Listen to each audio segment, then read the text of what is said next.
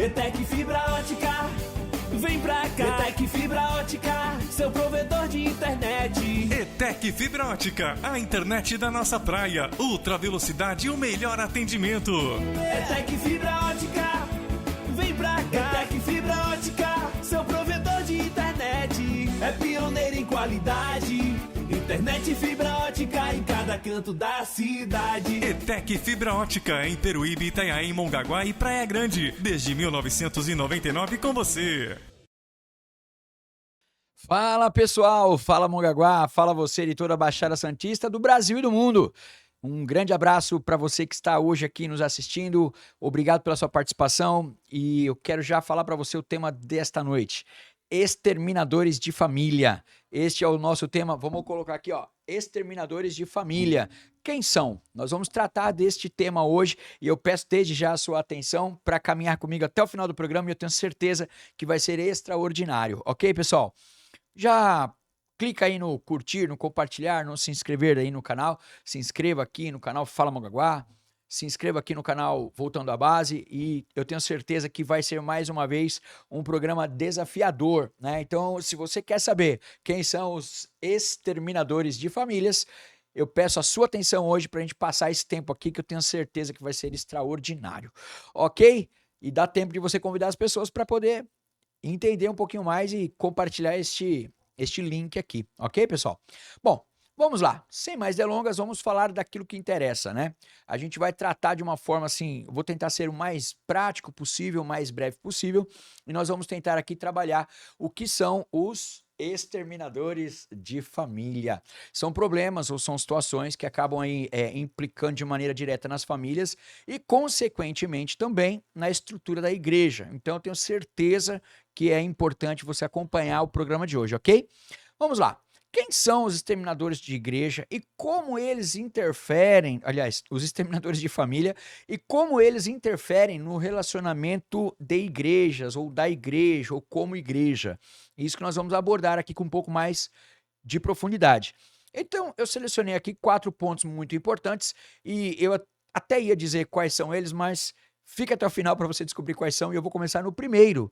O primeiro tema que são um dos agentes que destroem as famílias é o egoísmo, né? Então, assim, o que é o egoísmo? Como que isso implica no relacionamento da família e talvez lá na igreja? Então, eu trouxe aqui, por exemplo, o que representa, né? O que significa a palavra egoísmo? Representa um amor próprio excessivo, a palavra, a tradução, o significado, que leva um indivíduo a olhar só para suas opiniões, interesses e necessidade e que despreza as necessidades alheias. Egoísmo é um exclusivismo que faz o indivíduo se referir tudo a si próprio, né? Então, assim, o egoísta é aquele que trata o ego, ou o próprio ego, né? Então, assim, enquanto estiver bom para mim, tá bom, mesmo que isso, de repente, vá contra o interesse de outras pessoas, enfim. O importante é o que eu acho, o que eu penso, o que eu gosto, o que eu faço, e isso é o que vale a pena. Então, não importa muito o que vão pensar de mim, vão falar de mim, mas eu quero viver aqui dentro daquilo que eu entendo como correto e necessário. Então, o egoísmo, né, é aquilo que trata de si próprio, trata do ego, né, o autotratamento do ego, né, ou o autocuidado, né? Isso, obviamente, em excesso é o que vai atrapalhar a vida das pessoas tratando do egoísmo. Mas, uma vez aí a gente trazendo aqui do dicionário o que significa a palavra egoísmo, a gente vai abordar agora o que a Bíblia diz sobre o egoísmo, né? Então, olha só que interessante, né? Lembrando que esses são um dos 4 pontos que eu selecionei como sendo aí os agentes exterminadores de família. Então, primeiro, o que a Bíblia diz sobre o egoísmo? Obviamente, especialmente e inicialmente dentro da família. Nada façam por ambição egoísta ou por vaidade, mas humildemente considerem os outros superiores a você mesmo. Onde é que está escrito isso? Em Filipenses capítulo 2, verso 3 e 4. E o 4 diz assim, ó: cuidando cada um não somente dos próprios interesses, mas também do interesse dos outros. Então é óbvio, né? E quando a gente fala aqui do egoísmo, que a pessoa pensa só nela, não quer dizer que você vai deixar de pensar em você. Porém, a Bíblia traz um conselho muito importante, né, o apóstolo Paulo trata desse assunto aqui, dentro de uma das cartas que ele enviou à igreja de Filipos, tratando ali com os irmãos de toda a igreja, na questão de que nós não podemos ter uma ambição egoísta. Eu não devo pensar só em mim. O crescimento não é só meu, né? As virtudes não são só minhas. Então, eu não vou viver o mundo de forma que eu seja o sol e tudo está ao meu redor e tudo tem que se prostrar diante de mim, porque eu sou, né, a coisa mais importante que existe no universo. Então, assim, não funciona dessa forma. Então, não funciona dessa forma na igreja, não funciona dessa forma no trabalho e, obviamente, não funciona, que é o tema principal aqui da noite, não funciona dentro de casa, na família. Se nós tivermos o indivíduo na família que só pensa em si, nós teremos problemas sérios dentro da família. Vamos lá, vamos colocar, por exemplo, se o pai for um homem egoísta, né? Então, assim, o pai só pensa nele, o pai só faz aquilo que é importante para ele, e ele não vai cuidar da esposa, ele não vai cuidar dos filhos. Por quê? Porque a ambição dele é egoísta, ou por vaidade, enfim, ele não considera os outros, ele considera ele o mais importante. Então, o que o apóstolo Paulo diz? Olha só, não façam por ambição egoísta ou por vaidade, mas humildemente considerem os outros superiores a vocês mesmos.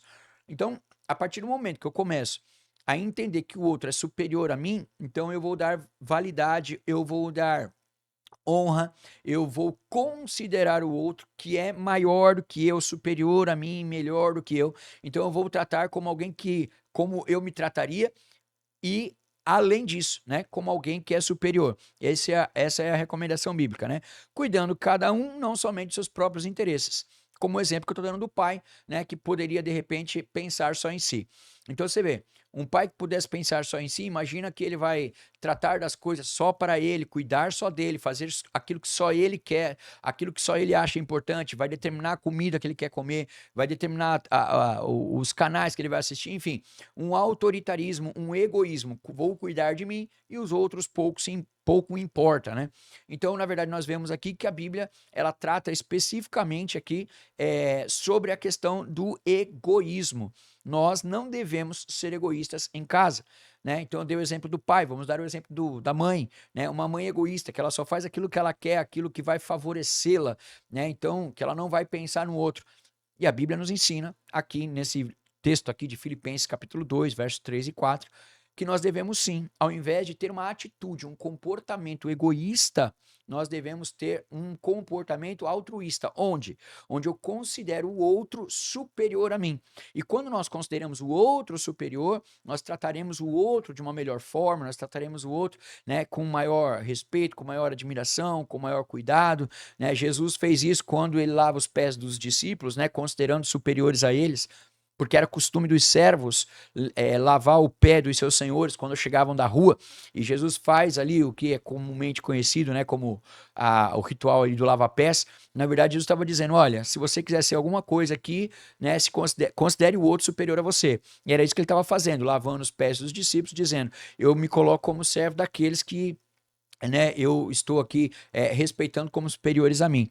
Então, a gente precisa tratar um dos exterminadores da família, egoísmo. As famílias que têm vivido com pessoas, com indivíduos, né, egoístas, elas não subsistem. Por quê?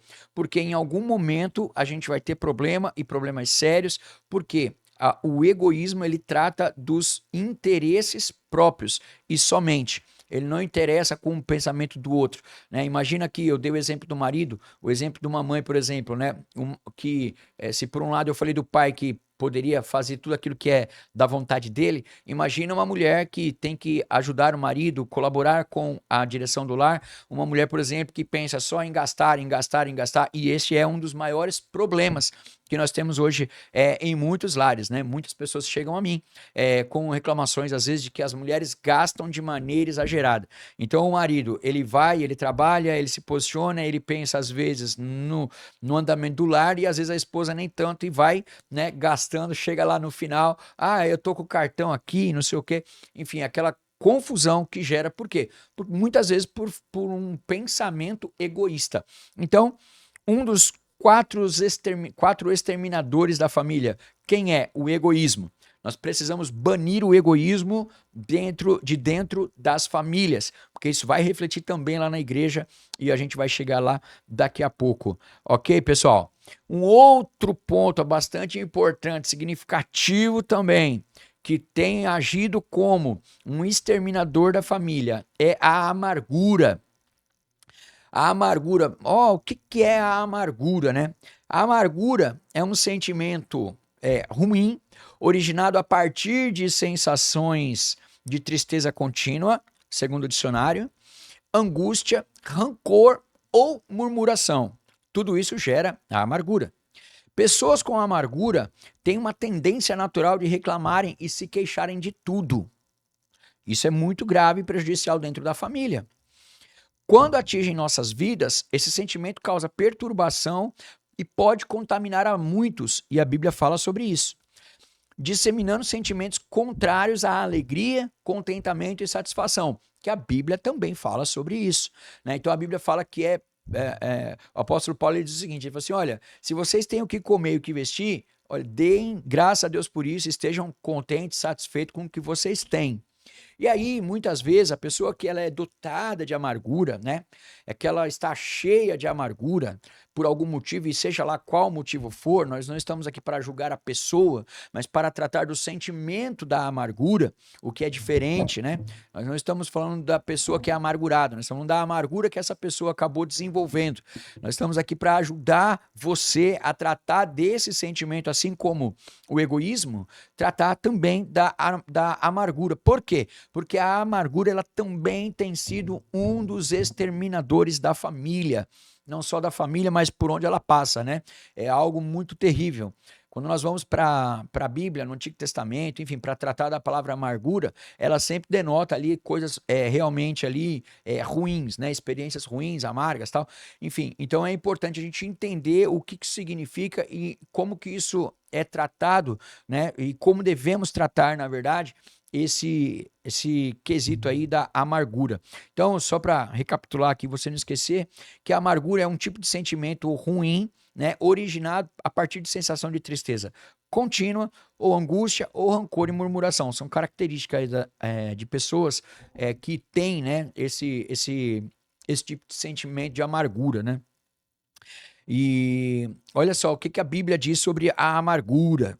Hebreus capítulo 12, verso 15, diz assim, ó: cuidem que ninguém se exclua da graça de Deus, que nenhuma raiz de amargura brote e cause perturbação.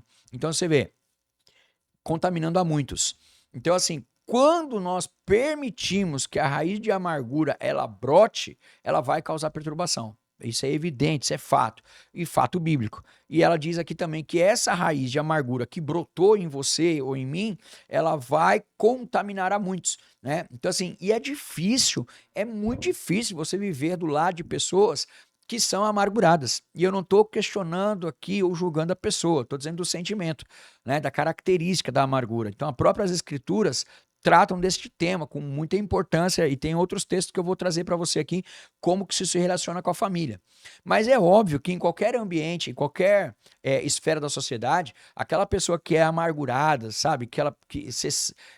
Enfim, você vai dar um bom dia, a pessoa, bom dia por quê? Né? Então assim, bom dia para quem? Né? Não dá um bom dia, não acorda feliz com a vida, a única coisa que sabe fazer é reclamar, vive de cara fechada, vive de cara feia, nada tá bom, né? Não consegue viver com alegria e contentamento em nada, nada satisfaz, nada deixa contente, não consegue agradecer pelo que tem, pelo que tá vivendo, não consegue viver um dia, não consegue viver o presente em Deus, né? Digo, o presente literal, né? Hoje, o presente, a data agora. Preocupa-se muito, muitas pessoas, inclusive, né? Preocupa-se muito com o passado e trazem marcas do passado, né? E que geram amarguras até agora. Então as pessoas ficam presas aí às raízes de amargura. E o pior é que a Bíblia diz que não só cresce dentro de você, mas como contamina muitos também, né? Então, assim, realmente é ruim você estar do lado de pessoas que toda hora tá reclamando, toda hora tá, sabe, descontente, toda hora você olha, qualquer conversa sempre é um olhar negativo, né? Então, assim, isso é muito ruim.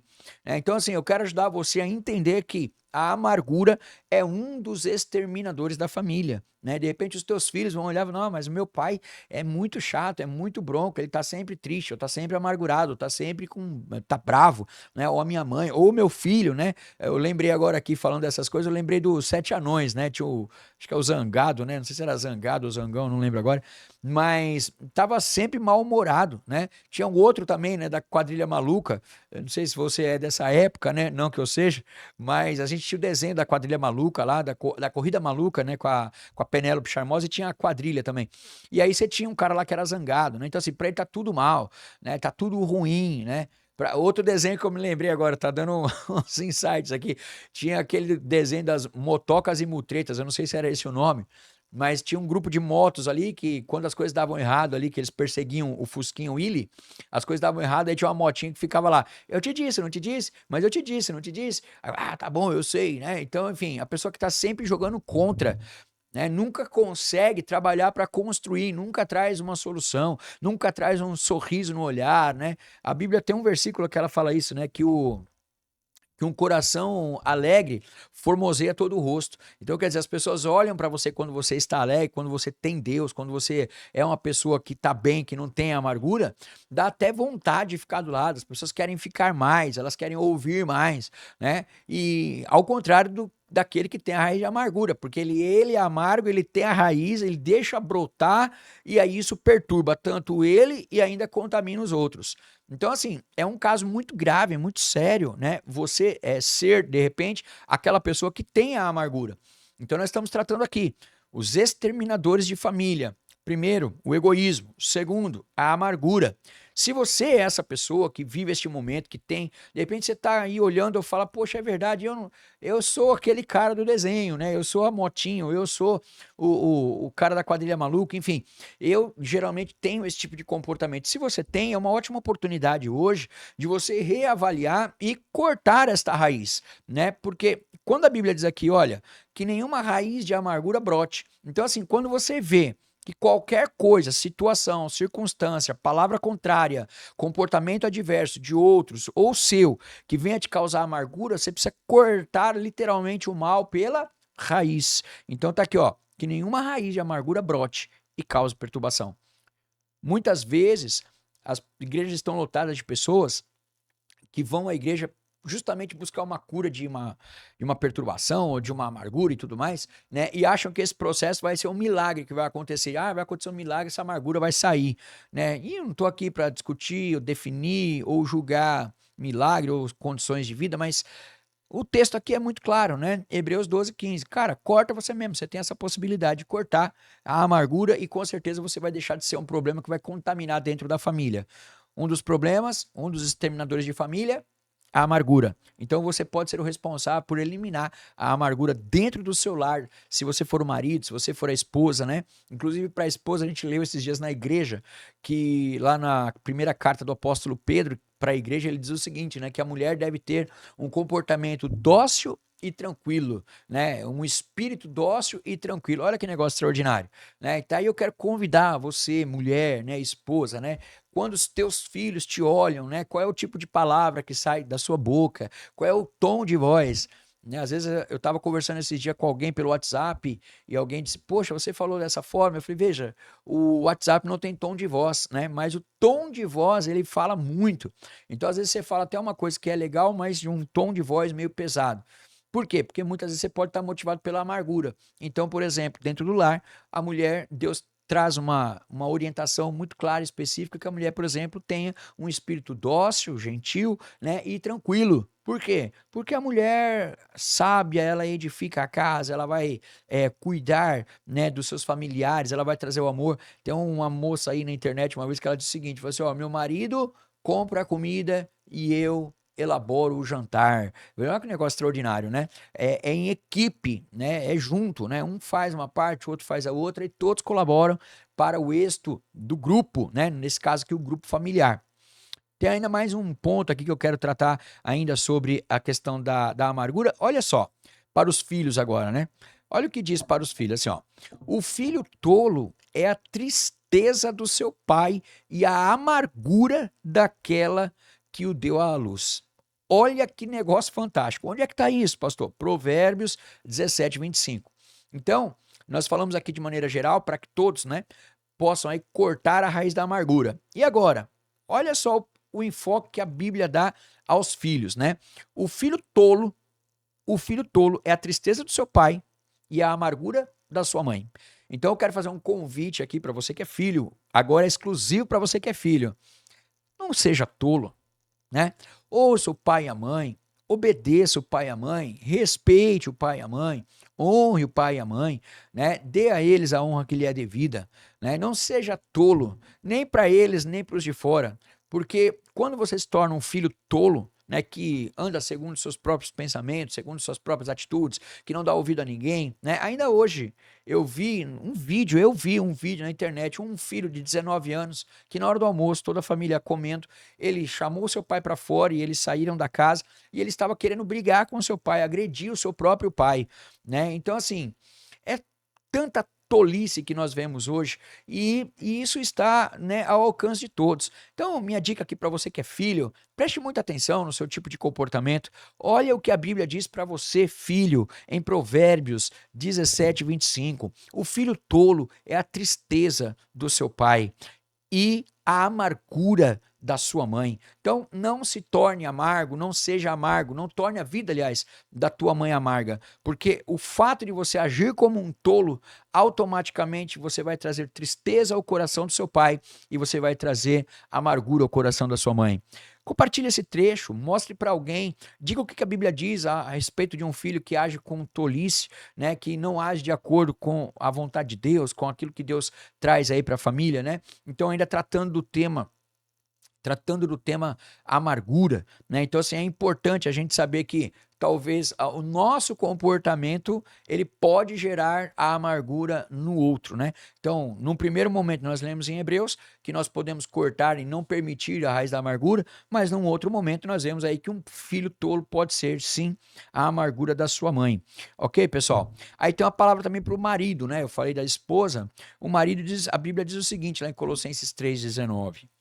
Maridos, ame cada um a sua mulher e não a tratem com amargura, né? Não dá para nós, maridos, você que é marido, né? Como é que você vai tratar a sua mulher? Com indiferença, com amargura, com tristeza, né? Então, assim, não consegue entender que os dois estão no mesmo time, estão vivendo a mesma vida, né? Porque a Bíblia fala que nós somos uma só carne quando você se casa. Então a gente precisa aprender a trabalhar e a conviver com a esposa sem amargura, né? Levar a vida leve, levar a vida com alegria, né? Eu tomo café sem açúcar, o pessoal pergunta para mim, nossa, vai tomar café amargo? Eu falo, claro, de doce já basta a vida. Então a vida precisa ser doce, né? E aí o marido precisa tratar a vida com a família de uma forma doce, né? De brincar com a sua esposa, interagir com a sua esposa, amar a sua esposa, desejar a sua esposa, ter olhos somente para a sua esposa, né? Então isso é importante, né? Então a gente precisa, né, sermos maridos que tratam as suas esposas de uma maneira adequada, que convém a qualquer marido, na verdade, né? E não tratar com amargura, né? Então isso vale para os dois lados. Se por um lado a Bíblia orienta a mulher a ter um tratamento gentil, né, e dócil, tranquilo, obviamente que isso é o oposto à amargura, né? E para os homens não é diferente. Então você vê que interessante. Nós estamos tratando aqui os exterminadores de família. O primeiro, egoísmo, destrói lares. Eu não vou nem dizer de casamento, destrói lares. Depois, amargura, destrói a pessoa e destrói aqueles que estão em volta. Precisa ser tratado. E por fim aqui, o Efésios capítulo 4, o apóstolo Paulo também, ele faz uma referência, ele diz o seguinte, olha, livrem-se de toda a amargura, indignação e ira, gritaria e calúnia, bem como de toda a maldade. Então tem um pacotinho do mal aqui, né, que é muito pertinente nós comentarmos aqui, porque muita gente às vezes, né, tem uma vida meio... eu digo sempre que eu não quero tocar no assunto da igreja ainda, né? Mas assim, as pessoas terem uma vida ali na igreja é mais fácil, né? Porque dentro da igreja você vai tentar deixar de fora essa parte. Eu digo sempre que na igreja todo mundo é santo, porque todo mundo tá bonitinho, arrumadinho, né? Adorando, chorando, enfim, vivendo aí uma questão muito óbvia ali no aspecto religioso. E olha só que interessante. Quando ele diz aqui, ó, livrem-se de toda a amargura. Toda a amargura. Então, novamente, o apóstolo Paulo coloca sob a responsabilidade de cada indivíduo de tratar a amargura. Se lá em Hebreus ele fala assim, olha, não deixe que nenhuma raiz de amargura brote, aqui ele traz um outro ponto aqui importante, que é a gente mesmo livrar-se de toda a amargura. Então, não é uma questão de você estar frequentando a igreja, de você orar muito ou de ter um milagre. É uma questão de decisão. Você ouve a palavra transforma, a palavra tem poder e você entende que a palavra é de Deus e essa palavra vai atuar na sua vida de forma que você entende o que Deus está dizendo e você vai fazer a tua parte, né? Você vai trabalhar em conjunto com Deus. Deus libera uma palavra e você libera uma atitude. Isso é importante, é fundamental. Isso é praticar a palavra. Praticar a palavra ou praticar a fé não implica, né, como muitos aí dizem, né, em você dar um dinheiro na igreja, que geralmente a maioria leva para esse lado. Mas o que a gente entende, traz, ensina aqui é que você praticar a palavra é colocá-la literalmente em prática. Uma vez que você ouve aqui em Efésios 4, livre-se de toda amargura, o que você vai fazer? Vai pegar agora a amargura que estava dentro de você e vai livrar-se dela, né? E aí, não só a amargura, mas aqui tem dentro desse pacote eu vou incluir aqui, junto com a questão da amargura, a indignação, a ira, nós vamos falar mais para frente da ira, a gritaria, calúnia, bem como toda a maldade, né? Então, assim, tem um pacote do mal que nós precisamos eliminá-lo, livrar, a gente precisa se livrar disso, a gente precisa tirar tudo isso do nosso coração. Tudo isso o quê, pastor? Amargura, indignação, ira, gritaria e calúnia. Sabe aquelas pessoas que só sabem gritar, não conseguem falar com calma, não conseguem falar com mansidão, não tem paz de espírito para falar, né? Só consegue falar no grito, na braveza, né? Esbravejando, né? Que tipo de comportamento é esse, né? Então, assim, a ira, a gritaria, a calúnia. O que é a calúnia, né? É você dizer, atribuir ao outro algum comportamento, fala ou situação ao qual ele de fato não faz parte, né? Então, assim, você gera ali uma calúnia, você fala uma coisa que não é verdade. Muita gente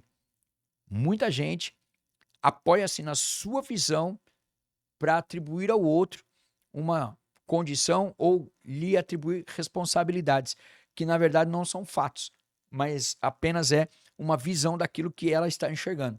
Então é muito importante, né, que antes de falar do outro, a gente possa se colocar no lugar do outro, considerar o outro maior, melhor, superior a nós, entendermos o ponto de vista do outro, para que a gente possa agir de uma maneira adequada em relação ao outro, né? Então, o que nós entendemos aqui? A amargura não pode estar dentro da família, a indignação, a ira, a gritaria, a calúnia, elas não podem fazer parte no repertório de sentimentos de uma família. Isso são coisas que são exterminadores de família, porque numa família onde a amargura imperar, com certeza terão os membros da família afetados e infectados por ela, né? Como nós lemos lá, que ela contamina a muitos, né? Que a amargura causa perturbação e contamina outros. Então, não seja amargo, né? Seja aí um agente libertador da sua família, né? Seja um agente aí que vai transformar a sua família. E olha, meu querido, tudo começa por você e por mim, né? Não espere que o outro faça,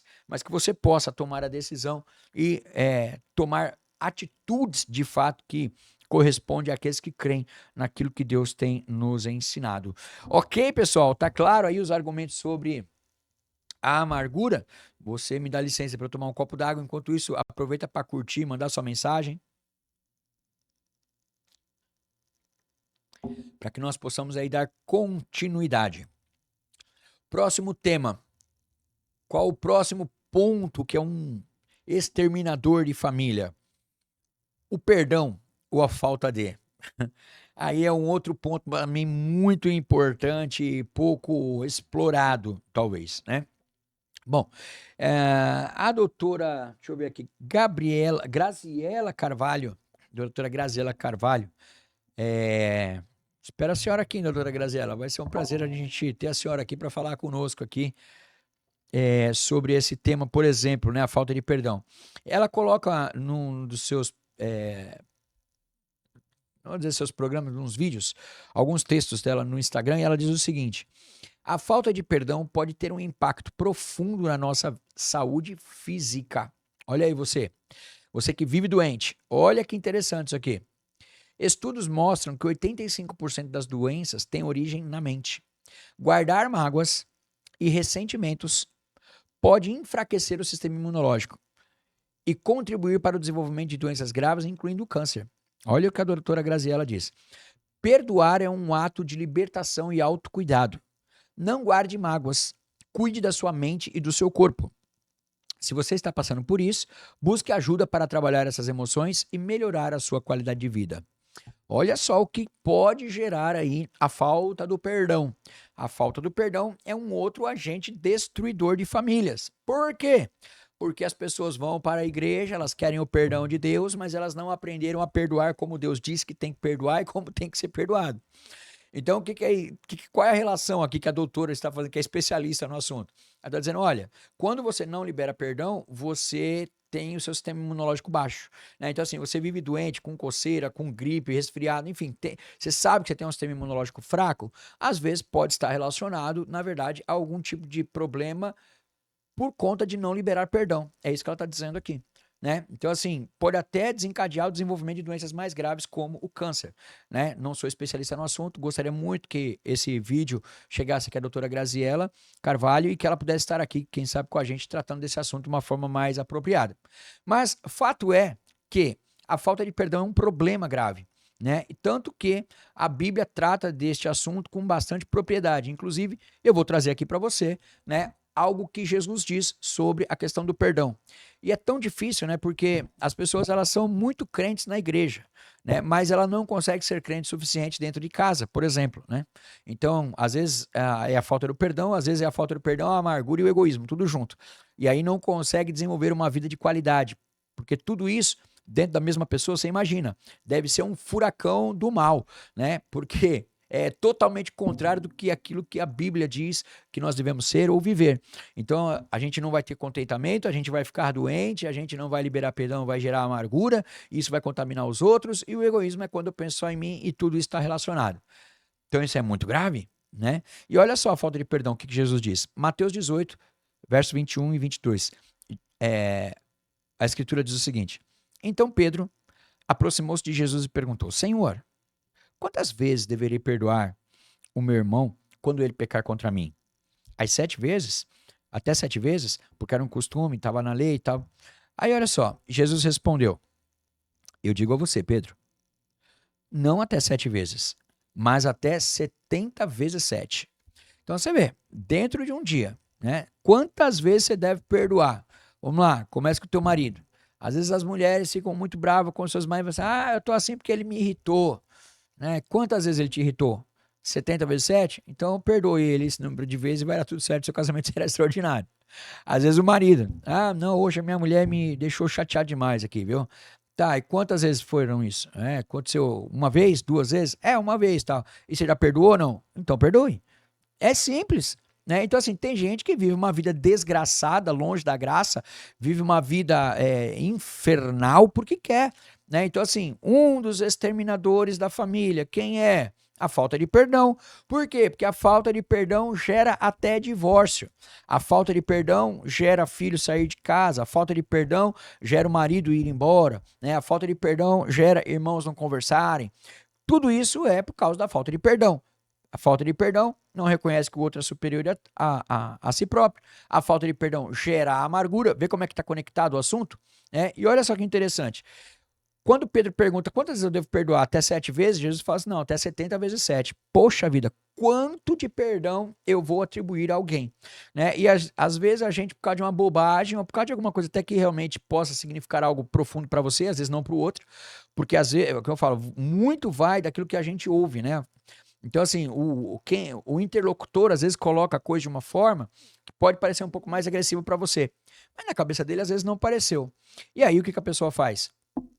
A pessoa olha e fala assim, poxa, fulano me tratou dessa forma. Aí ela começa a conjecturar na mente. Ela começa, o fulano falou isso de mim por causa disso, porque ele pensa aquilo, porque... Calma, você não está dentro do coração do outro, você não sabe por que, que o outro disse aquilo.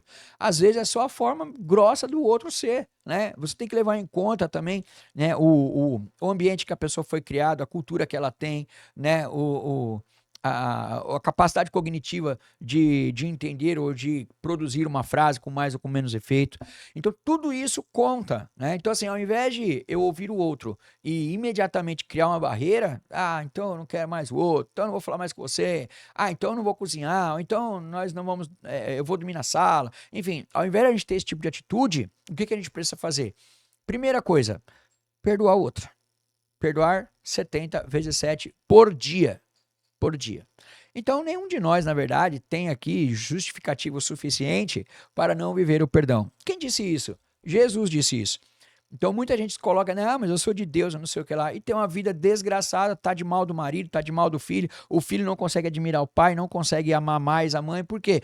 Minha mãe é brava, o meu pai é isso, meu pai é aquilo, a minha filha não sei o que lá, né, o meu irmão não sei o que. Então, assim, acaba criando uma série de problemas, por quê? Porque não consegue viver o perdão, né? E você, pai e mãe, quando você não consegue viver o perdão dentro do casamento, você vai ensinar pro teu filho que ele não deve dar o perdão dentro do casamento. Aí, quando ele crescer e casar, talvez ele tenha um casamento difícil. Por quê? Porque ele não aprendeu como conviver em casa. Porque o primeiro modelo de ensino que nós temos quando criança são os modelos dos pais, né? Então, assim, como os pais agem, é como nós vamos agir também. Né? Então, assim, até os 4 anos aí a criança está formando caráter, índole, enfim, aí cheio de atribuições do meio em que vivem, um pouco também da parte da própria genética, enfim, mas ela vai estar sendo moldada. E você é altamente responsável, né, pela forma com a qual você trata o seu marido, você trata a sua mulher, porque os seus filhos vão ver isso, eles vão aprender isso e amanhã eles vão tratar os cônjuges deles, né, muito daquilo que eles aprenderam com você. Então, é uma responsabilidade muito grande nós entendemos o que é o perdão e viver o perdão e praticar o perdão como Jesus ensinou, até 70 vezes 7 num único dia. Então, como é que a gente derrota um dos exterminadores da família? Né? Praticando o perdão. Então, olha que interessante, né? No livro de Marcos, no verso 11, 25 e 26, está escrito assim, ó. E quando estiverem orando, presta atenção ainda sobre o perdão. Se tiverem alguma coisa contra alguém, é você que tem contra o outro, não é nem o que o outro fez que vai me contaminar, é eu, sou eu. E quando estiverem orando, se tiverem alguma coisa contra alguém, perdoem-no, para que também o Pai Celestial perdoe os seus pecados. Oi? Como é, pastor? Peraí, repete essa oração aí. Olha, o que a Bíblia diz aqui? Quando você estiver orando e tiver alguma coisa contra alguém, perdoe essa pessoa. Quando você estiver orando. Não é quando a pessoa me fez alguma coisa. Se eu tenho alguma coisa contra ela, porque ela fez alguma coisa contra mim ou não, o que eu tenho que fazer? Perdoar esta pessoa, segundo a Bíblia. Olha só, porque para que eu vou perdoar o outro quando eu estiver orando? Para que o Pai Celestial perdoe os seus pecados. Tem a complementação do versículo. Mas, se vocês não perdoarem, também o seu Pai que está nos céus não perdoará os seus pecados. Por que tem tanta gente vivendo, às vezes, dentro da igreja e uma vida desgraçada, uma vida amargurada, uma vida egoísta, uma vida com falta de perdão? Porque elas não aprenderam a perdoar. Então, quer dizer, dentro da oração, o que eu preciso fazer? Eu preciso perdoar o outro. Se ele fez alguma coisa ou não, se eu fiz alguma coisa ou não e eu me desgostei dele, eu tenho que perdoar o outro. Por que eu tenho que perdoar o outro? Para que Deus também me perdoe dos meus pecados. Então, quer dizer, eu não posso nem ter o meu pecado avalizado por Deus se eu sou aquele cara que eu não perdoo o pecado, que eu não perdoo o outro. Né? Olha a gravidade do que nós estamos falando. Então, quer dizer, depois a pessoa quer chegar na igreja e quer adorar a Deus, né? Quer levantar a mão. A Bíblia fala assim, olha, levantem as mãos santas na igreja. Uma mão que está cheia de pecado contra o outro ou com a falta de perdão em relação ao outro, não é uma mão santa, né? Aí você tem igreja, porque eu digo que isso tudo que nós estamos falando aqui vai ser uma família, né? São os aspectos que são os exterminadores da família e como isso implica no funcionamento da igreja. Aqui tem um problema, por exemplo, né? Eu ainda vou tocar nesse assunto mais no final, mas esse é um dos problemas. Quer dizer, como que eu posso me considerar um cristão sendo que eu não perdoo o outro? Tô de mal da minha esposa e vou para a igreja de mal. Oi, Como assim? Né? Tô de mal de não sei quem, vou de mal para a igreja. Aí chega lá, você quer, Deus, perdoa meus pecados. Deus vai olhar assim, né? Negativo, você está fazendo o que lá? Né? Então, quer dizer, a gente precisa começar a reorientar o nosso pensamento, o nosso posicionamento em temas importantes como esse, por exemplo. E não acabou não, olha só. Colossenses 3, verso 13. Suportem uns aos outros e perdoem as queixas que tiverem uns contra os outros. Perdoem como o Senhor lhes perdoou. Né? Então tem pessoas que falam assim, não, eu até perdoo, mas não vou mais viver junto. Eu até perdoo, mas não quero saber mais do fulano. Olha, né, o apóstolo Paulo diz aqui em outro texto, ele fala assim, olha, naquilo que for possível, perdoem. Então olha só, o que o texto está dizendo aqui? Primeiro, você precisa dar suporte para o outro. Suporte-se uns aos outros. Segundo, perdoem as queixas que tiverem uns contra os outros. Perdoem como o Senhor lhe perdoou. Como é que Deus lhe perdoou? Jesus. Jesus perdoou você, mas ele não anda com você? Né? Então, assim, se eu perdoo como Jesus me perdoou, e eu entendo que eu sou um pecador inveterado e Jesus me perdoou, e hoje ele anda comigo, mesmo tendo perdoado meus pecados, como é que você espera que Jesus ande com você se você não perdoar o pecado do outro, não perdoar aquilo que te fizeram, né? Então, quer dizer, para eu poder viver o perdão de verdade e liberar perdão e perdoar as pessoas, e é uma coisa que eu preciso fazer, porque a falta de perdão é um problema, causa até doença, eu preciso viver isso na íntegra, na prática. E como que é a falta de perdão? Aliás, como é o perdão? Né? O perdão não é assim, tá bom, beleza. Perdão não é jogar no mar do esquecimento, como dizem aí, né? O perdão, na verdade, é você entender, saber que aquela pessoa te ofendeu, te fez mal, e você ter o coração limpo e tratar com ela mesmo assim, né? E a gente não tá falando aqui de você ser capaz de ninguém, ser bobo de ninguém, e muito menos se submeter novamente aos mesmos problemas, né? Mas a gente tá dizendo assim, de você ter um coração limpo, né? Você saber que tá errado, que fez errado, que a pessoa tratou você de forma inadequada, mas você fala assim, eu te perdoo. Tem um testemunho muito legal de conversão do Augusto Cury, escritor famoso, conhecido mundialmente, onde ele está num programa na Rede Globo, fazendo um programa com a Ana Maria Braga, e ele faz um comentário dizendo o seguinte, ele fala assim, olha, eu me converti quando eu li sobre Jesus, eu como um estudioso das mentes, eu fui estudar a mente de Jesus, e quando naquele momento que Judas traz Jesus, e Jesus poderia, como qualquer ser humano, ir lá e falar, olha Judas, eu vou, não é assim o negócio, como é que você me entregou aqui, né? Ele poderia ter uma atitude humana, o Augusto Cury diz, ali eu percebi que Jesus não era humano, que ele era divino, porque fazer o que ele fez é como se ele tivesse dito no silêncio para Judas o seguinte, Judas, eu te perdoo pelo que eu sou e não pelo que você é. Então é esse nível de perdão que a Bíblia está tratando e é esse nível de perdão que nós devemos viver. Então muita gente vive aí com problemas, né? Ou seja, é egoísta. O egoísta é alguém que não consegue liberar perdão. Nós já tratamos do fator egoísta aqui. O egoísta, o que mais? O amargurado. O amargurado é alguém que não consegue liberar perdão, porque ele pega aquilo que é ruim, ele guarda no coração e aquilo gera uma amargura. Qual é a vida dele? Tristeza, amargura, vive no passado, não consegue avançar, fica preso. Então, tudo isso acontece, né? E aí, quando não, as pessoas vivem aí na doença, né? Tudo é motivo de doença. Por quê? Porque o problema está na mente, está no coração, com a raiz da amargura que está brotando e a falta de perdão. Então, o convite para você é, aprenda a perdoar segundo a palavra. Jesus te perdoou e não te cobra pelo que você era. Então comece a perdoar as pessoas todo dia, 70 vezes 7. Eu tenho certeza que você vai viver uma vida alegre, uma vida super para frente, uma vida em ordem, porque essa é a vontade de Deus para a sociedade. Quando a gente conseguir mudar isso dentro da igreja, aliás, dentro da família, a gente vai refletir isso na igreja. Quando a gente tiver isso refletido na igreja, a gente vai refletir isso na sociedade. Então a gente precisa atuar como igreja, mas antes de atuar como igreja, atuar como família. Antes de atuar como família, atuar como indivíduo servo de Deus, que compreende essas orientações bíblicas. Ok, pessoal? E não acabou não. Vamos para o quarto e último agente de destruição das famílias. Mais uma pausa de 2 segundos para a água.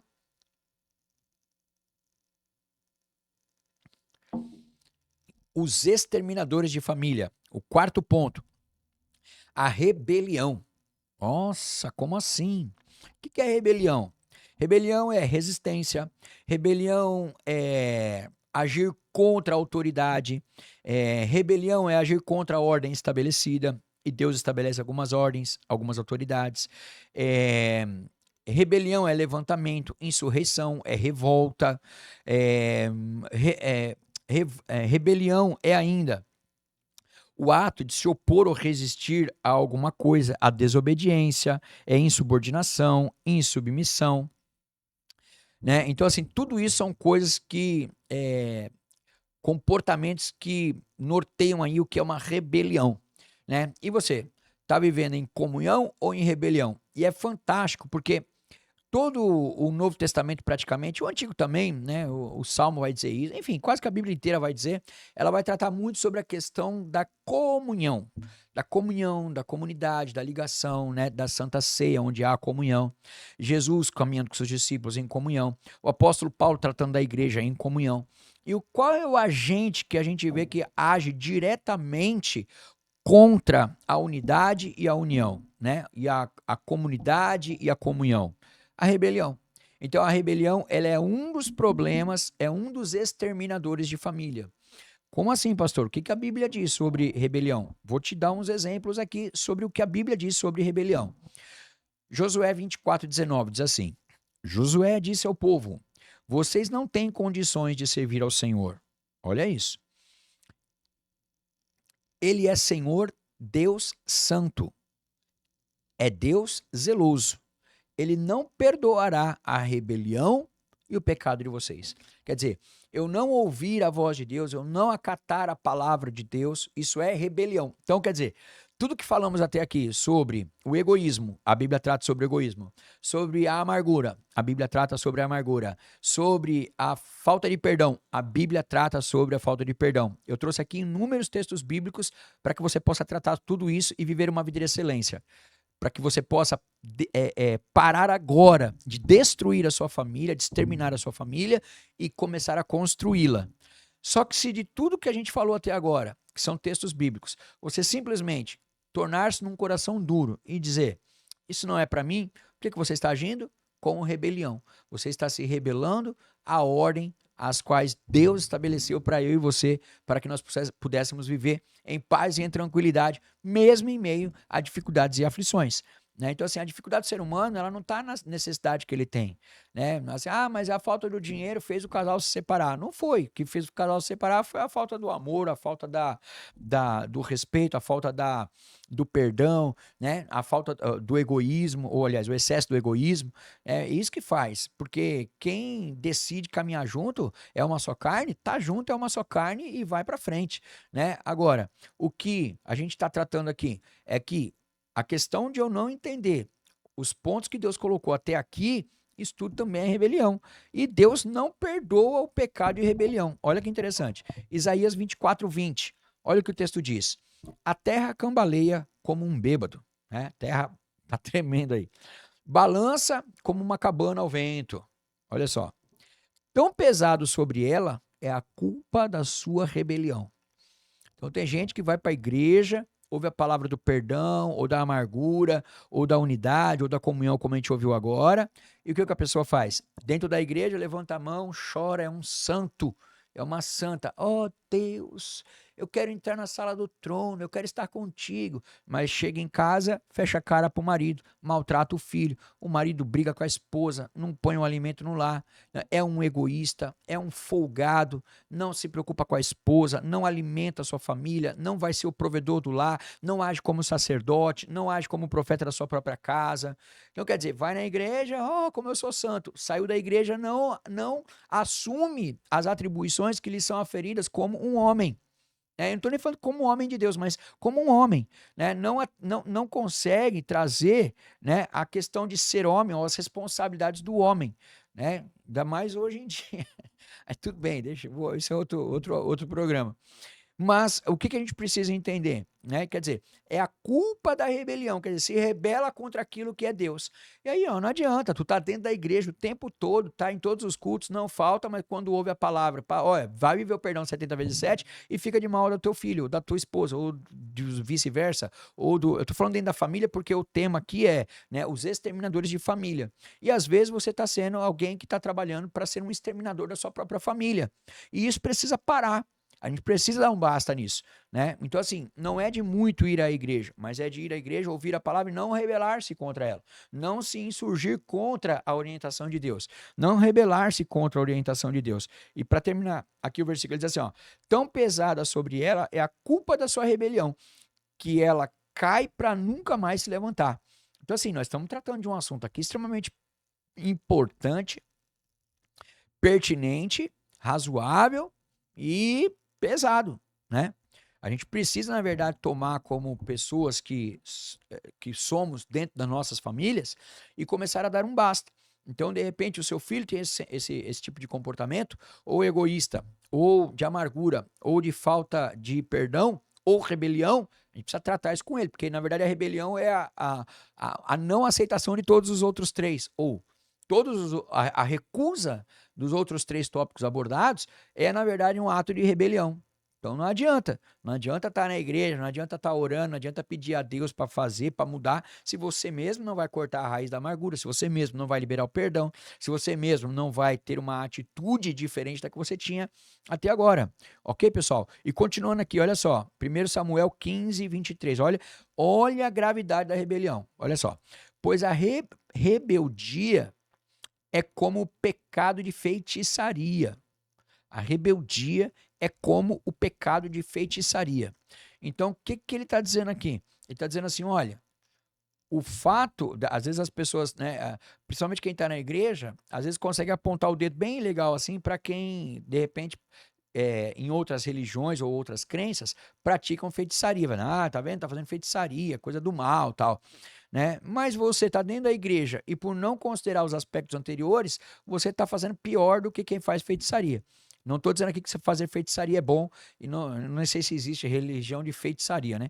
Mas estou dizendo, aqueles que, né, elaboram, fazem feitiços, ou sei lá, o que a época bíblica do Antigo Testamento ele estava tratando, né? Então, assim, o profeta Samuel fala para Saul, porque Saul foi consultar aqui uma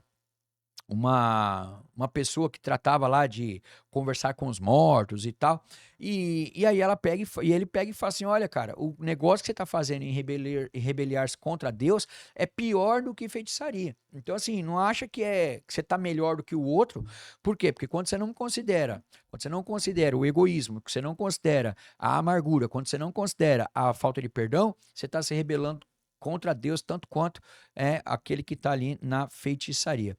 E ele termina aqui, né? A arrogância é como o mal da idolatria. Assim como você rejeitou a palavra do Senhor, ele rejeitou você como rei.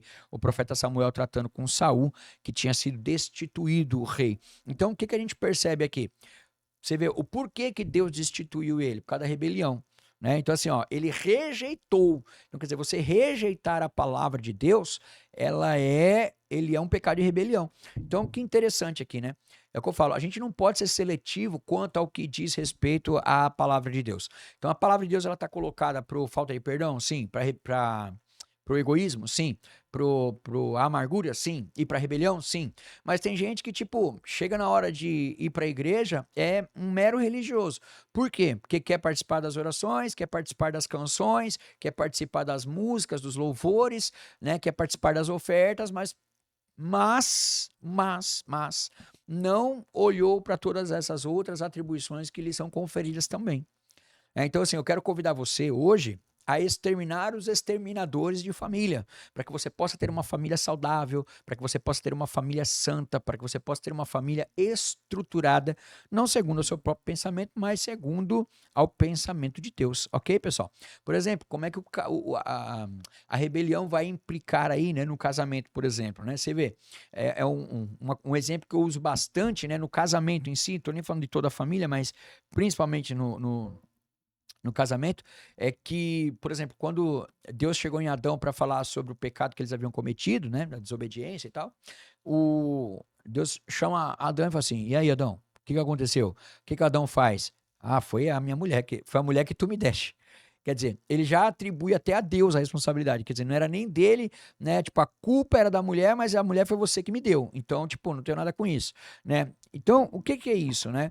é uma rebelião contra a própria esposa, e contra Deus, obviamente. Por quê? O Adão ele poderia chegar para Deus e dizer: Deus, realmente eu errei, pequei, né? Enfim, não vigiei o que eu deveria ter vigiado, desobedeci ao Senhor e tal. Mas ele prontamente aponta a culpa para a mulher, né? Tipo, foi culpa dela. E a Eva, por sua vez, foi culpa do diabo, da serpente ali, né? Então, quer dizer, é um jogo de empurra, onde eu comentei até esses dias com uma moça na igreja, eu falei pra ela: ninguém nunca vem para a igreja para dizer assim, pastor, olha, eu tô pensando em separar da minha mulher, mas por quê? Não, porque eu sou um canalha, porque eu faço as coisas erradas, porque eu sou egoísta. Não, a culpa sempre é do outro, né? A pessoa vem para a igreja: eu não aguento mais, porque, olha, meu marido fez isso, isso e aquilo. Como é que a gente trata disso? Irmã, você já leu esse texto aqui? Perdoa 70 vezes 7? Não, então, leva para casa aqui, vai viver a palavra de Deus, aí vai viver uma bênção aí com o teu marido, né? Ou também vice-versa, aí o marido com a mulher, né? E também, obviamente, a rebeldia dos filhos contra os pais, né? Como eu acabei citando aqui hoje, um filho que queria ir agredir o seu pai, como nós vimos o texto, né? Um filho tolo, ele é a tristeza do seu pai e a amargura da sua mãe. Então, os filhos precisam, né, estar na posição aí de honrar os pais e não rebelar-se contra eles. E ainda, né, temos esse tipo de comportamento também, só para dar uma pincelada aqui, nas igrejas, né? Onde as pessoas, na verdade, rebelam-se contra toda e qualquer autoridade, né? E aí eu não estou dizendo de você rejeitar um pastor que age de uma forma errada, né? A Bíblia fala sobre isso, né? Se você tem um pastor que ele age de forma errada, que ele não prega a Bíblia, ou que ele, enfim, faça de contrário em relação àquilo que a Bíblia ensina, você tem todo o direito. Porém, né, tem aquele tipo de membro que nada tá bom para ele. Então, nada tá bom, né? Então, assim, o pastor nunca acerta, tudo tá errado. Então, quando a gente começa a ter esse tipo de pessoa na igreja, a gente precisa começar a entender, assim, o que de fato é um pastor desorganizado ou rebelde, ou um pastor que está agindo contrário às orientações bíblicas para um pastor, né? Ou se de fato a pessoa que está insatisfeita com tudo não está vivendo um processo de rebelião, talvez individual, talvez coletivo, como temos exemplos também, né, na Bíblia, no Antigo Testamento, né? Você vai ver que o apóstolo Paulo vai tratar na igreja de Coríntios assim, muitos problemas de rebelião, né, dentro da própria igreja, né? Ele fala: olha, onde há a inveja, há todo tipo de sentimento tendencioso e faccioso, quer dizer, tem aí grupos que estão se reunindo em prol de si mesmos, né, com egoísmos, né, com pensamento neles próprios ao invés de um pensamento coletivo, né. Então a gente vê que essa questão de rebelião ela é bastante importante, ela acontece dentro do casamento, né, quando a mulher se rebela contra o seu esposo ou quando o seu esposo se rebela contra a sua esposa: você fez isso, então eu não vou fazer aquilo, né, e ao invés dos dois de um viver o perdão para o outro, não, um começa a agir de uma forma errada e o outro vai na mesma, quer devolver na mesma moeda. Tá os dois errados, nenhum tem direito ou liberdade em Cristo para atuar desta forma. Então, reveja aí o seu pensamento, o seu casamento, né? Coisas assim práticas que a gente precisa tocar na vida para que nós possamos ser de fato famílias extraordinárias e não famílias exterminadas. Porque os exterminadores de família estão atuando e hoje eu só selecionei 4, né? Nem estou falando de tantos assim. Mas para finalizar aqui, o apóstolo Paulo fala lá em 2 Coríntios capítulo 3, verso 11, ele diz assim: olha, sem mais, irmãos, despeço-me de vocês. Procurem aperfeiçoar-se, exortem-se mutuamente e tenham um só pensamento. Vivam em paz. E o Deus de amor e paz estará com vocês. Então, quer dizer, como é que você quer ter amor e paz? Como é que você quer que Deus esteja com você? Para o Deus de paz e amor estar comigo, o que eu preciso fazer? Eu preciso aperfeiçoar-me, exortar os irmãos mutuamente, quer dizer, um vai exortar, encorajar o outro, e vamos ter um só pensamento. Quer dizer, o que é um só pensamento? O trabalho para evangelizar, a igreja crescer em Cristo, trabalhar para Cristo, né? Então, esse é a questão do quesito de ter um só pensamento. Ou seja, que vai ao contrário da rebelião. Então, uma igreja dividida, já a própria Bíblia diz, né, que um reino dividido, ele não subsiste. Se você tiver grupos diferentes, com pensamentos diferentes, com mentalidades diferentes, para caminhos diferentes, isso não vai subsistir, vai cair, né? E pode ser a família, pode ser o casamento. Por isso que o quarto tema que eu abordei aqui é a rebelião. E é muito importante você tratar com esse tema, de que você não seja o motivo ou a causa ou a pessoa em si que está se rebelando, ok, pessoal? E por fim, para a gente literalmente aqui caminhar para os minutos finais aqui do nosso programa, qual o desfecho disso, né? Onde que esses 4 pontos, né, ou os 4 fatores que exterminam a família, onde que isso se relaciona com a igreja. E, quer dizer, quais são eles, né? O egoísmo, a amargura, a falta de perdão e a rebelião. Como que isso se relaciona? Olha só que interessante, como é que isso implica dentro da igreja? Então, num primeiro momento, tratamos sobre a família. Precisamos ter famílias tratadas nisso, famílias dentro de casa. E a família é composta de indivíduo. Então, cada indivíduo trate do egoísmo, da amargura, da falta de perdão e da rebelião. Não, né? Não podemos viver com isso. Precisamos tratar isso, não fingir que não existe. E aí, por que isso implica na igreja? Olha que interessante que diz lá em Efésios. Quando vocês ficarem irados, não pequem, apaziguem sua ira antes que o sol se ponha e não deem lugar ao diabo. Isso vai implicar na igreja? Vai. Por quê? Nós estamos falando de pessoas que dentro da família estão dormindo iradas e que vai atrapalhar a família e que vai atrapalhar a igreja. Por quê? Porque vai dar lugar ao diabo. Então, olha que interessante. Quando ele escreve aqui aos Efésios, ele está dizendo a igreja. E olha o que ele diz para as pessoas que estavam na igreja. Eu vou repetir aqui para você entender bem. Você que é mulher, marido, né, que é filho, que costuma dormir de mal, olha, dormir de mal do seu pastor, dormir de mal do pessoal do louvor. Olha só que da prima, sei lá, de quem for. Olha o que a Bíblia diz. Quando vocês ficarem irados, tá irado, tá nervoso, tô nervoso, tô irado. Ok, não pequem. Poxa, como assim não pequem? Olha o que ele diz. Apaziguem a sua ira antes que o sol se ponha. Ficou nervoso com seu marido? Irmã, dissipa isso com calma antes do sol se pôr. Sabe o que a Bíblia está dizendo aqui? A Bíblia está dizendo assim, ó, não vai dormir de mal. Extraordinário. Né? O marido ficou nervoso lá porque o filho tirou uma nota baixa. Fique nervoso, corrija teu filho, repreenda da maneira adequada, mas não pode dormir de mal do garoto. Não pode dormir com raiva dele. O que você tem que fazer? Apaziguar. Trata essa ira dentro do seu coração antes que o sol se ponha. Porque, sabe aquele perdão de 70 vezes 7? É só pro dia de hoje. Pro dia da manhã é mais 70 vezes 7. É difícil ouvir isso, né? Ainda mais quando você tem um coração duro, quando você é incrédulo. É pior ainda. Quando a gente tem um coração incrédulo, um coração duro, a gente não quer ouvir isso aqui. Mas é isso que vai, literalmente, ao invés de destruir, ele vai criar fortalezas. Você vai ser forte. Você não é forte quando você se sente o certo e não quer dar o braço a torcer. Você é forte quando você é construído em Deus, quando você deixa a ira e antes que o sol se põe, você apazigua e deixa tudo resolvido. Porque quando você não faz isso, o que a Bíblia está dizendo aqui? Que você dá lugar ao diabo. Então, quando você está indo dormir de mal, seja de quem for, do seu marido, da sua esposa, do seu filho, seja lá de quem for, o que é que você está fazendo? Você está dando lugar ao diabo. Por isso que eu digo, não adianta chegar na igreja no outro dia lá, todo como dono da razão. Ai, que bênção, ô irmão, ô paz, varão, ô querido, tudo bem? O pastor vai lá dar uma bênção, ó, eu quero abençoar a sua vida. Como? Se você é o cara que está dando lugar ao diabo. Como que eu estou dando lugar ao diabo? Você está dando lugar ao diabo quando você não consegue viver, dormir de bem com quem você está, principalmente debaixo do mesmo teto. Então, por isso que eu digo, as atitudes que nós vamos ter na família vai refletir diretamente na igreja. Famílias fracas e igrejas fracas. Nós precisamos ter uma família forte, indivíduos fortes, igreja forte. Indivíduos fortes, família forte, igreja forte. Então, por isso que é importante demais você compartilhar este programa com pessoas, quaisquer que sejam, né, para que nós possamos ser agentes individuais dentro das nossas casas e nas nossas igrejas. Quando nós construirmos igrejas fortes, que os nossos filhos aprenderem a perdoar, que os nossos filhos aprenderem a dormir, né, com a sua ira apaziguada, forem dormir bem, tranquilos, com Deus, eles vão aprender a não dar lugar ao diabo. Então isso é fundamental. Ok, e o que isso implica ainda na igreja? Olha só esse texto que eu vou trazer para você para a gente finalizar. Isso tem tudo a ver com a adoração coletiva. Olha só, a falta de perdão, a rebeldia. Olha o que diz aqui em Mateus 5, 23, 24 e 25. Mateus 5, 23, 24 e 25. Diz assim, ó. Portanto, se você estiver apresentando a sua oferta, é individual, ok? A sua oferta, ela é individual. Diante do altar, e ali se lembrar de que o seu irmão tem algo contra você, quer dizer, quando você vai fazer a sua oferta individual dentro de uma coletividade, olha o que diz aqui, deixa ali a sua oferta.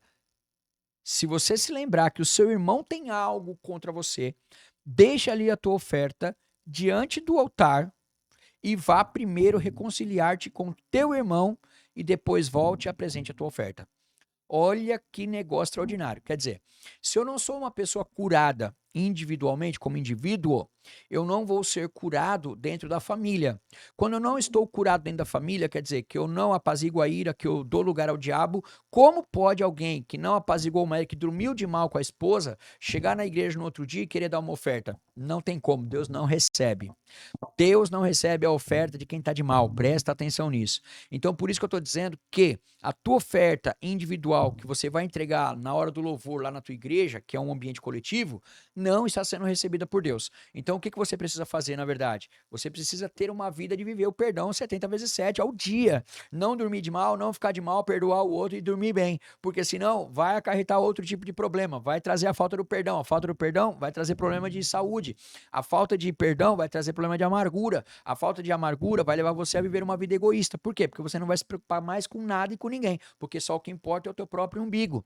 Entende, não? Olha a complexidade de pensamentos e sentimentos. Talvez você está até aí pagando psicólogo para tentar resolver os seus problemas e aqui, ó, caiu a ficha, você entendeu todo, né? Então, assim, por que muita pessoa vive mal dentro da igreja? Porque não entendeu qual é a sua parte como indivíduo.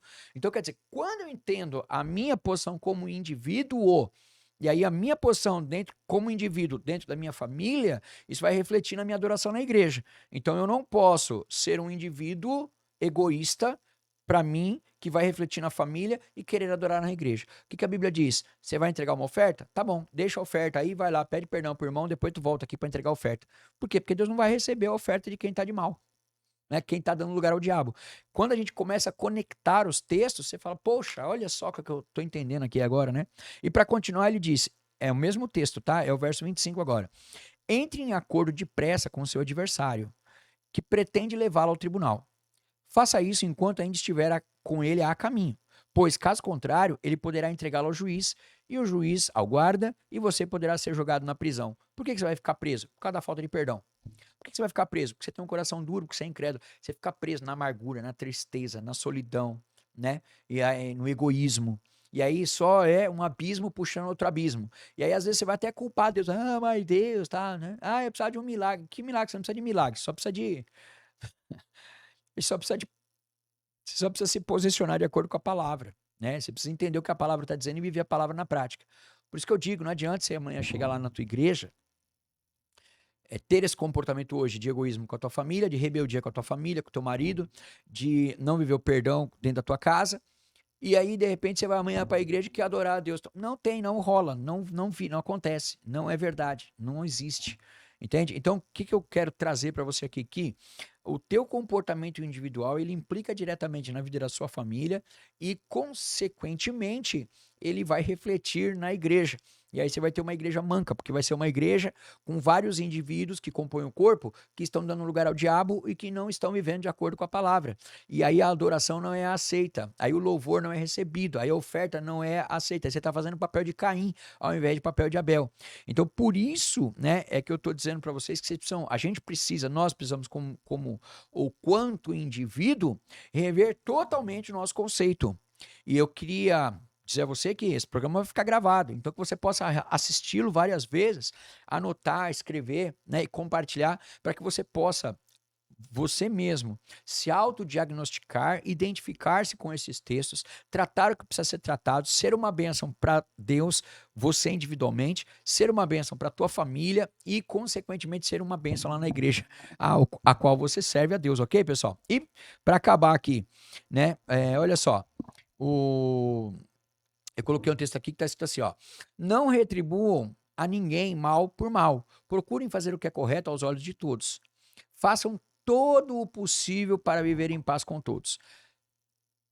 E a gente vai ter que lembrar, para eu poder deixar minha oferta diante de Deus, eu tenho que fazer a minha parte, como eu li agora nesse texto de Paulo, que ele fala o seguinte, olha, façam todo o possível para ter paz com todos. É certo que, em alguns momentos, você vai dizer, pastor, mas não tem jeito, que aconteceu tal situação, mas no que depender de você, se o outro não quiser o perdão, se o outro não quiser viver em paz, se o outro não quiser aceitar o perdão que você está pedindo, aí é com o outro.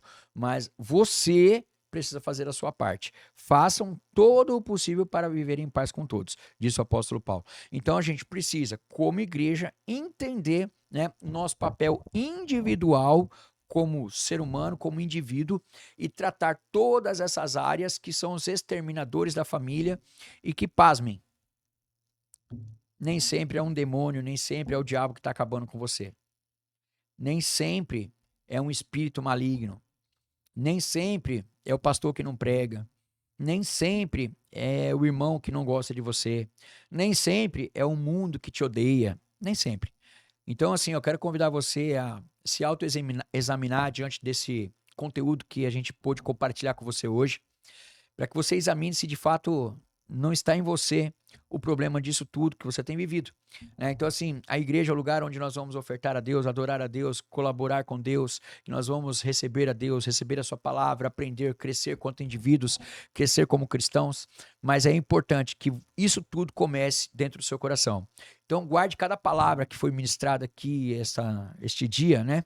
Neste momento, neste vídeo, e que você possa, na verdade, se autoexaminar, corrigir as falhas, né? Começar a viver um altruísmo ao invés do egoísmo, que você possa viver com contentamento ao invés de amargura, que você possa liberar o perdão ao invés da falta dele, e que você possa viver em comunhão ao invés da rebeldia, e que isso comece dentro da sua casa, comece dentro do seu lar, comece hoje, porque eu tenho certeza que isso vai refletir numa vida mais agradável, numa vida mais tranquila, numa vida mais feliz, na sua casa, na sua família e também na vida da sua igreja, e vai facilitar muito a vida do teu pastor. Ok, pessoal? Então é isso que eu queria apresentar para vocês hoje, tratar de apenas 4, né, dos exterminadores de família, que eu possa ter ajudado você, que você possa ter encontrado em Deus aí uma solução, né? Que você pare de dormir de mal, que você possa rever todos os seus conceitos, para que você possa estar lá na tua igreja, adorando a Deus com o coração limpo e em paz com todos, e que você possa dar o seu melhor, e eu tenho certeza que a partir daí teremos uma igreja mais sadia, e essa igreja sadia vai com certeza impactar numa sociedade melhor. Então vamos levar a Cristo como de fato e de verdade Ele é, e sobre o ponto de vista das Escrituras e não o nosso próprio.